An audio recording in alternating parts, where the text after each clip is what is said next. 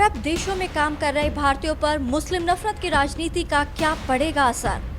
पैगंबर पर बयान के बाद कतर और अरब देशों में बढ़ेंगी भारतीयों की मुश्किल। जानने के लिए वीडियो को आखिर तक देखिए और चैनल को सब्सक्राइब करना न भूलें। नमस्कार, मैं हूं सबानो सिद्दीकी और आप देख रहे हैं हापुड़ हलचल। पैगंबर मोहम्मद पर भाजपा नेता नुपुर शर्मा और नवीन जिंदल के बयान पर खाड़ी देशों ने कड़ी आपत्ति जताई है।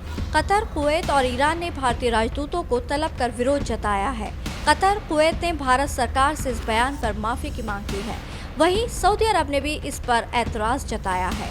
इसके अलावा सऊदी अरब, कुवैत, बहरीन और अन्य अरब देशों ने अपने सुपर स्टोर में इंडियन प्रोडक्ट्स को बैन कर दिया है। 57 मुस्लिम देशों के इस्लामिक संगठन OIC ने भी इसकी निंदा की है। संगठन ने सोशल मीडिया पर पोस्ट कर कहा, भारत में बीते दिनों में मुसलमानों के खिलाफ हिंसा के मामले बढ़े हैं। कई राज्यों में शैक्षणिक संस्थानों में हिजाब को बैन के साथ मुस्लिमों पर प्रतिबंध लगाए जा रहे हैं। इस्लामी देश मालदीव की संसद में भी इस मामले पर हंगामा हुआ। विपक्ष ने सरकार की चुप्पी पर सवाल उठाया। विपक्ष का कहना है कि मामले में सरकार का चुप रहना निराशाजनक है। मालदीव की सरकार मामले में कुछ भी कहने से बच रही है। यहाँ गौरतलब है कि अरब देशों से भारत के संबंध हमेशा से मधुर रहे हैं। खाड़ी के देशों में लाखों की संख्या में भारतीय काम करते हैं। भारतीय कामगारों में हिंदू आबादी भी बड़ी संख्या में है। संयुक्त अरब अमीरात यानी UAE में 35 लाख भारतीय काम करते हैं। ये तादाद UAE की कुल आबादी का 30% है। इसी तरह से सऊदी अरब में भी लाखों की संख्या में भारतीय काम करते हैं। ऊर्जा सुरक्षा के मामले में भी भारत खाड़ी के देशों पर निर्भर है। 2019 में सऊदी दौरे पर गए PM मोदी ने कहा था कि भारत सऊदी अरब से 18% कच्चा तेल और अपनी ज़रूरत की 30% LPG सऊदी अरब से ही आयात करता है। इसके अलावा इराक और ईरान से भी भारत तेल आयात करता है।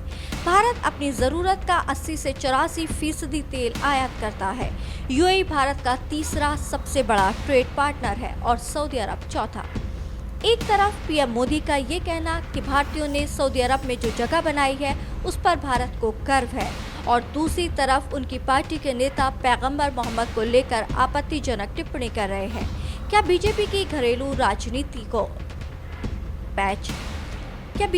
घरेलू राजनीतिक विदेश नीति को आगे बढ़ाने में कमजोर साबित हो रही है?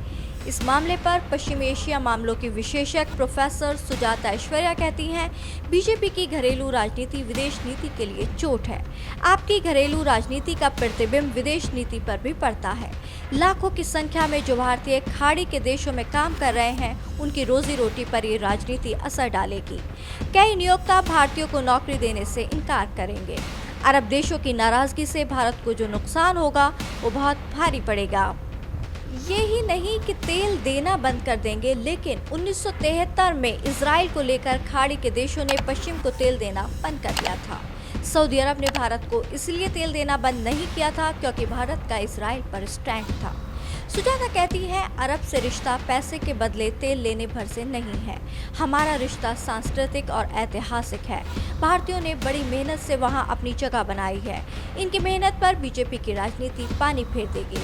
आप अबू धाबी में मंदिर का शिलान्यास करवाकर फूले नहीं समाते हैं और यहाँ इतनी ओछी राजनीति कर रहे हैं। हमारी राजनीति का एक स्तर था और उसी के कारण हमारी प्रतिष्ठा विदेशों में बनी थी।